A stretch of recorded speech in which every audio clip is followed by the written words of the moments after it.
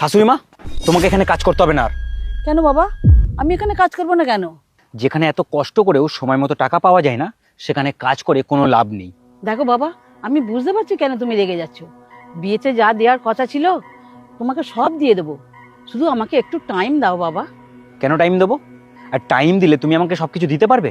আর তোমাকে যদি আমি টাইম দিই, তুমি আবার এখানে কাজ করবে, আর এখানে কাজ করে তুমি আমাকে কিছু দিতে পারবে না। এই কি হয়েছে? ওনাকে এখানে কাজ করতে বারণ করছো কেন? ম্যাডাম, এটা আমার জামাই।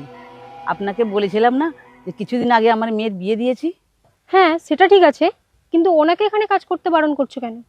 আসলে ম্যাডাম, আমি টাকা ধার করে মেয়ের বিয়ে দিয়েছিলাম, আর যে সমস্ত জিনিসপত্র দেওয়ার কথা ছিল আমি এখনো সেগুলো দিতে পারিনি, আর সেই জন্যই হয়তো জামাই বাবা আমার উপর রেগে আছে। কি? বিয়েতে কোনো রকম পণ বা জিনিসপত্র নেওয়া অপরাধ, সেটা আপনি জানেন না? সেটা আমি খুব ভালো করে জানি ম্যাডাম। তাহলে আপনাকে তো দেখে মনে হচ্ছে আপনি পড়াশোনা জানেন, তাহলে আপনি এটা কি করে করতে পারেন?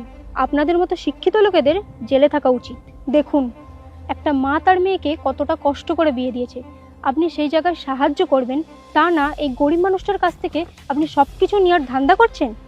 ম্যাডাম, আমার জামাইকে এভাবে বলো না, ও যেটা পায় সেই জন্য তো সেটাই বলেছে। তুমি চিন্তা করো না বাবা, আমাকে একটু সময় দাও, আমি তোমার সব জিনিস দিয়ে দেবো। কি ব্যবস্থা করবে তুমি?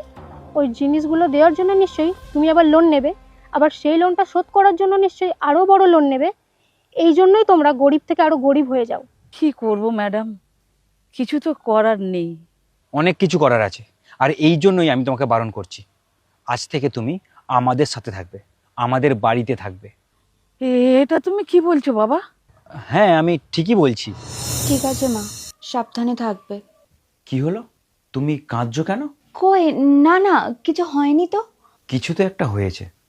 দেখো, এখন যদি তুমি আমার কাছ থেকে সব কিছু লুকিয়ে যাও, তাহলে আমার নিজের খুব খারাপ লাগবে। কারণ আমরা দুজন স্বামী স্ত্রী, আমরা দুজন দুজনকে নিজেদের সুখ দুঃখের কথা না যদি বলতে পারি, তাহলে কিসের এই সম্পর্ক? কি হয়েছে আমাকে বলো। তুমি তো জানো আমরা কতটা গরিব। মা ইটভাটায় কাজ করতে করতে আমাকে লেখাপড়া শিখিয়েছে,